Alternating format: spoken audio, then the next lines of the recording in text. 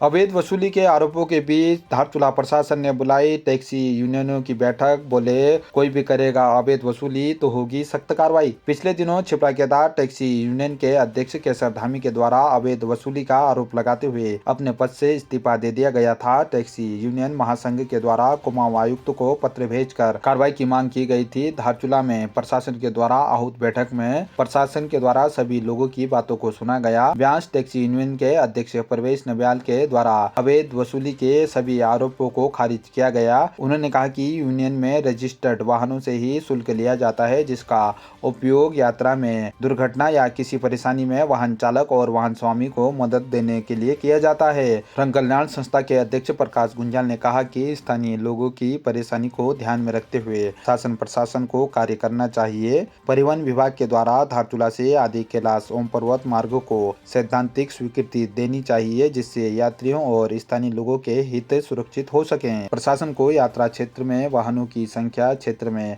यात्रियों की व्यवस्था के अनुसार ही सीमित रखी जानी चाहिए। एआरटीओ शिवांश कांडपाल ने कहा कि यात्रा मार्ग में किसी भी प्रकार की अवैध वसूली से प्रशासन सख्ती से निपटेगी। एसडीएम मंजीत सिंह ने कहा कि टैक्सी यूनियन से मिली जानकारी के अनुसार यात्रा मार्ग में पर्यावरण शुल्क और स्थानीय वाहन चालक और वाहन स्वामियों को आपातकालीन स्थिति में सहयोग के लिए शुल्क लिया जाता है, लेकिन ऐसे किसी भी शुल्क को जबरदस्ती लिए जाने तथा किसी भी प्रकार की अवैध वसूली की शिकायत पर प्रशासन सख्त कार्रवाई करेगा। शिकायतकर्ता छिपला के दार टैक्सी यूनियन के अध्यक्ष केसर धामी ने कहा कि उनके द्वारा आहत होकर इस्तीफा दिया गया है। यात्रा मार्ग में स्थानीय लोगों को पूरी तरह से जाने की आजादी होनी चाहिए। धारचूला के सभी स्थानीय लोगों के हित भी सुरक्षित करने के लिए आपस में बातचीत हो सकती है, लेकिन किसी को रोकना उचित नहीं है। राज्य मंत्री अशोक नव्याल ने कहा कि स्थानीय लोगों के हित को सुरक्षित रखते हुए सही निर्णय होना चाहिए। अभी उप जिलाधिकारी महोदय धारचूला की अध्यक्षता में एक बैठक हुई है यहाँ पे, जिसमें ये सारे टैक्सी यूनियन धारचूला वाले जितने थे सबको बुलाया गया था, क्योंकि जो शिकायत प्राप्त हुई थी जो वसूल यहाँ पे एक जो शुल्क के नाम पे जो पैसा वसूला जा रहा है यहाँ पे 300-500 रुपये जो उसकी शिकायत हुई थी, उसके संबंध में बैठक थी। तो उसमें प्रशासन ने बिल्कुल अपना स्टैंड जो है वो एकदम क्लियर कर दिया है कि इस प्रकार का कोई भी पैसा अगर वसूला जाता है किसी भी यात्री से, किसी भी चालक से जो गाड़ियाँ आ रही हैं उनसे, तो ये पूरी तरीके से अवैध है। और अगर इसके रिगार्डिंग कोई भी अगर कंप्लेंट आती है तो उस पर कड़ी से कड़ी कार्रवाई की जाएगी। इसके अलावा जो बाकी के जो यहाँ पे वाहन आ रहे हैं उनकी हम लगातार चेकिंग कर रहे हैं। प्राइवेट वाहन जो आ रहे हैं उनकी भी चेकिंग कर रहे हैं। हम हिल एंडोर्समेंट जो है सबके लिए अनिवार्य है पहाड़ में आने वाली गाड़ियों के लिए, तो उसका हम हाँ, ये जैसा कि हम सोशल मीडिया और समाचार पत्र के माध्यम से हमारे संज्ञान में आया था कि जो पर्यटक और कुछ बाहरी गाड़ियाँ धारचूला में आ रही हैं आदि कैलाश यात्रा और दारमा भ्रमण में, उनसे कोई अवैध शुल्क की वसूली की जा रही है, जिसके दृष्टिगत आज जो है हमने सभी टैक्सी यूनियन के पदाधिकारियों को और स्थानीय जनप्रतिनिधियों के साथ और संबंधित विभागों के साथ एक बैठक की है। और बैठक में ऐसी इस बात की तथ्यों की पुष्टि होना संज्ञान में आया है कि उनसे स्थानीय जो टैक्सी यूनियन है उनके द्वारा जो है किसी पर्यावरण बचाव के नाम पे कोई शुल्क या किसी यूनियन के कोई ड्राइवर या किसी वाहन स्वामी के साथ कोई दुर्घटना हो जाती है तो उसकी आर्थिक सहायता किए जाने के दृष्टिगत इस तरह से कोई शुल्क उनके द्वारा लिया जा रहा है। तो इस पे ये जब संज्ञान में आया तो इस पे चर्चा की गई और ये पाया गया कि यद्यपि उनकी मंशा जो है पर्यावरण को बचाने या किसी जो कोई ऐसा वाहन चालक हो, वाहन स्वामी हो जो आर्थिक रूप से कमज़ोर हो, उसकी सहायता करने का उद्देश्य है उनका, लेकिन वैधानिक रूप से वो जो है तार्किक नहीं है। और हमारे द्वारा ऐसे जो टैक्सी यूनियन जो ये वसूली कर रही है उनको सख्त रूप से स्पष्ट कर दिया गया है कि यदि कोई स्वेच्छा से कोई दे रहा है तो उसमें प्रशासन कोई भी हस्तक्षेप नहीं कर रहा, लेकिन यदि किसी को जबरन रोककर उसकी गाड़ी को रोका गया और उससे अवैध वसूली की गई है तो उसके खिलाफ शिकायत प्राप्त होने पर नियम अनुसार जो भी कड़ी कार्रवाई है वो अमल में लाई जाएगी। खेत में कार्य कर रहे ग्रामीण की करंट की चपेट में आने से हुई मौत। गुरुवार को ग्राम पंचायत पैयापौड़ी के पौड़ी निवासी दौलतराम उम्र 32 वर्ष अपने खेत में कार्य कर रहे थे। अचानक करंट लगने से गंभीर रूप से घायल हो गए। घटना की सूचना पर ग्रामीणों के द्वारा राजकीय आयुर्वेदिक अस्पताल में उपचार के लिए उनको लाया गया। फार्मासिस्ट प्रकाश चंद भट्ट ने मृत उनको घोषित कर दिया। पूर्व बीडीसी पुष्कर राम ने घटना की सूचना प्रशासन और थाना बलवाकोट को फोन द्वारा दी है। सूचना मिलने पर थाना बलवाकोट से सब इंस्पेक्टर नरेंद्र पाल अधिकारी अपनी टीम के साथ मौके पर पहुंचकर शव को पंचनामा किया गया और शव का पीएम के लिए धारचूला लाया गया है। वहीं पूर्व बीडीसी पुष्कर राम ने बताया कि मृतक के 2 नाबालिग बच्चे हैं। घटना की जानकारी मिलने पर मृतक की पत्नी सुनीता देवी सहित अन्य परिजनों का रो रो कर बुरा हाल है। उन्होंने प्रशासन से उचित मुआवजा देने की मांग की है। वहीं यूपीसीएल के एसडीओ अनुज कुमार त्रिपाठी ने बताया कि विभाग के जेई को मौके पर भेजा जाएगा और उसके बाद ही अग्रिम कार्रवाई की जाएगी।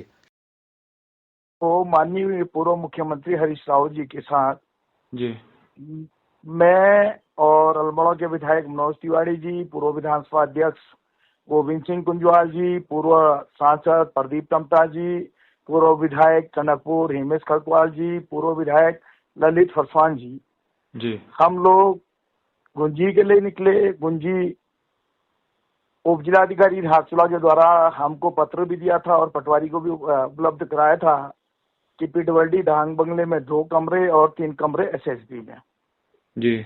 और फर्स्ट दिन तो हमको ये सुविधा दी गई, लेकिन दूसरे दिन जैसे ही हम लोग आराम के लिए गए तो एसएसबी वालों का ये कहना था कि आपको जो है अब कमरा खाली करना पड़ेगा। जिला प्रशासन ने जो है फॉरेस्ट के अधिकारियों को ये कमरा दिया है। अच्छा। और बड़ा दुख का विषय भी था। मैंने उनसे कहा भाई ये हमारे पास पत्र है। उन्होंने कहा नहीं, आप जो है जिलाधिकारी कार्यालय से ही हमारी बात कराओ। अच्छा। और गुंजी की नेटवर्किंग स्थिति आप सबको पता है। जी जी। फिर भी मैंने वहां पर जैसे तैसे पटवारी जो राजस्व निरीक्षक था उसको बुलाया, उसने कागज भी दिखाए, लेकिन वो लोग नहीं माने। अच्छा। तो मजबूरन हमने उसको खाली कर दिया। और उसके बाद मैंने कहा जब हमको यहाँ से खाली कर दिया तो हमने लोक निर्माण विभाग का भी जो गेस्ट हाउस था उसको भी खाली किया जी। और लोक निर्माण विभाग के 2 कमरों का मैंने 1500 रुपये खुद पेमेंट दिया है जी। और बाद में मुझे पता चला कि 2 कमरे हमसे खाली करवाए गए वो भाजपा के कार्यकर्ताओं को दिया गया, एसएसबी के कमरे, एसएसबी के। जी जी। हाँ जी। और ये बड़ा दुर्भाग्य विषय है। मेरी खुद की विधानसभा जी। और पूर्व मुख्यमंत्री जी जो उत्तराखंड राज्य पूर्व मुख्यमंत्री हैं जी। वो भी धारचूला से विधायक रहे हैं। जी जी। और मेरे साथ वर्तमान विधायक मनोज तिवारी जी भी थे। जी। तो इस स्थिति में मुझे बड़ा आघात पहुंचा और बड़ा दुख लगा कि एक तरफ तो पहले हर जिले में पूर्व मुख्यमंत्री जी को थाने टू थाने रास्ते में जो है फ्लीट दी जाती है ताकि उनको कोई दिक्कत ना हो। जी जी। पिथौरागढ़ में मेरे कहने के बाद खाली सिलसाम से फॉरेस्ट गेस्ट हाउस से जाजर देवल तक दिया गया जी। और इस तरह की जो देख रहा हूं मैं घटनाएं, ये कहीं न कहीं चिंता का विषय है जी। और जिस तरह से जिलाधिकारी भाजपा का कार्यकर्ता बन के काम कर रहा है जी। मैं उसकी घोर निंदा करता हूं और निश्चित तौर पे मैं विधानसभा सत्र में ये विशेषाधिकार हनन है, मैं इसको लाऊंगा क्योंकि हम 2 विधायक थे जी। और ये सरकार के दायित्व है, चाहे सरकार किसी की भी हो। जी जी। हम भी उस सरकार के अंग हैं क्योंकि हम उस सरकार में हम भी विधायक हैं जी। और बड़ा दुख भी हुआ। बड़ा एक मतलब जो आत्मग्लानि होती है, मुझे ये लगा कि मेरी ही विधानसभा मुझे पराया कर दिया गया, जबकि मैं देखता हूँ अन्य विधानसभाओं में तो महीने महीने वहाँ के विधायकों के कब्जे में वो गेस्ट हाउस होते हैं। जी जी। लेकिन मैंने कभी इस तरह की प्रक्रिया नहीं करी, बल्कि मैंने तो एक रिक्वेस्ट किया था कि वे पूर्व मुख्यमंत्री जी भी हैं और गुंजी जैसे जगह पर हमारे साथ इस तरह का व्यवहार करना बड़ा सोचनीय विषय है। तो निश्चित तौर पर मैंने माननीय मुख्यमंत्री जी को भी भेजा है और विधानसभा अध्यक्ष जी को भी भेजा है कि भाई ऐसे लोग जो जिले में नेतृत्व कर रहे हैं, अगर जिले का मुखिया अगर इस तरह का अगर रवैया कर रहा है तो कहीं ना कहीं ये चिंता का विषय है। और मैं तो निर्वाचन आयोग से भी निवेदन करूंगा कि आने वाले समय में जो पंचायती चुनाव होंगे वो भी निष्पक्ष तरीके से नहीं हो सकता है जी। तब एक केवल गेस्ट हाउस में ही भाजपा के कार्यकर्ताओं को रुकाया गया और हमको वहां से निकाल दिया गया, सिटिंग एमएलए को उसकी कॉन्स्टिट्यूंसी में है। तो ये मेरे को बड़ा आघात भी पहुंचा और मैं निश्चित तौर पे इसमें मैं शांत नहीं रहूंगा। मैं विशेषाधिकार हनन भी लाऊंगा। अगर कार्रवाई नहीं हुई तो मैं सड़कों में भी उतरने को मजबूर रहूंगा। विधायक जी, आप गरब्यांग वाले एसएसपी के गेस्ट हाउस में आप रुके थे? गुंजी के। अच्छा, आप वहाँ रुके थे? हाँ, मैं खुद में रुका था और मनोज तिवारी जी रुके थे और हेमेश खरकवाल जी रुके थे। जी जी। तो विधायक जी, आपको क्या लग रहा है कि हरीश रावत जी पूर्व मुख्यमंत्री जी के सक्रिय होने के बाद ही क्या सरकार को कुछ असमंजस की स्थिति लग रही है या इसी कारण से ये हो रहा है? अब देखो, मैं सरकार पे तो अभी ये बात नहीं कह सकता, लेकिन सरकार के गुड लिस्ट में जाने के लिए जिस तरह से कार्य किया गया है जी तो वो कहीं ना कहीं चिंता का विषय है और बड़ा एक दुख का विषय भी है। जी।